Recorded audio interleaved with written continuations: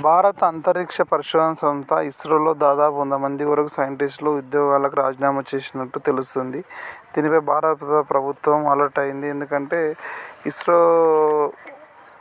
యొక్క ముఖ్య నిర్ణయాలు డైరెక్ట్గా ప్రధానమంత్రి Narendra Modi, department of space director Narendra Modi పర్యవేక్షిస్తారు. సహాయ మంత్రిగా జితేంద్ర సింగ్ ఉంటారు. ఎందుకంటే భారత అంతరిక్ష సంస్థ ఇటీవల కాలంలో చాలా వేగంగా అభివృద్ధి చెందుతున్న సంస్థ. అయితే దీని చాలామంది దేశాలకు చెందిన ప్రైవేట్ వేరే దేశాలకు చెందిన రాకెట్లను కూడా ఇస్రో నుంచి ప్రయోగిస్తారు. ఎందుకంటే చాలా తక్కువ ధరల్లో నాణ్యమైన అవకాశాలు ఇస్రో కల్పిస్తున్నది.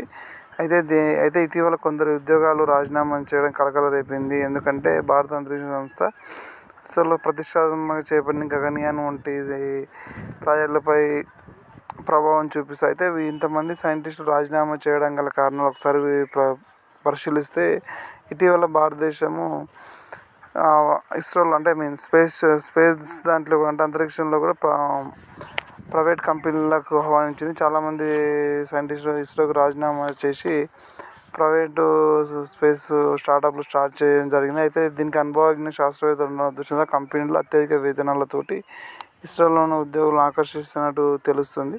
దీనిపై డిపార్ట్మెంట్ ఆఫ్ స్పేస్ అలర్ట్ అయ్యింది. అలర్ట్ అయిన తర్వాత ఇప్పటి నుంచి రాజీనామాలు డైరెక్ట్గా ఇస్రో డైరెక్టర్లు ఆమోదించొద్దని, ఏదేమున్నా సరే దానికి డిపార్ట్మెంట్ ఆఫ్ స్పేస్ అంతరిక్ష కేంద్రానికి పంపించాలంటే ఢిల్లీలో ఉంటుంది. దీనికి ఇన్ఛార్జ్గా జితేంద్ర సింగ్ గారు ఉన్నారు.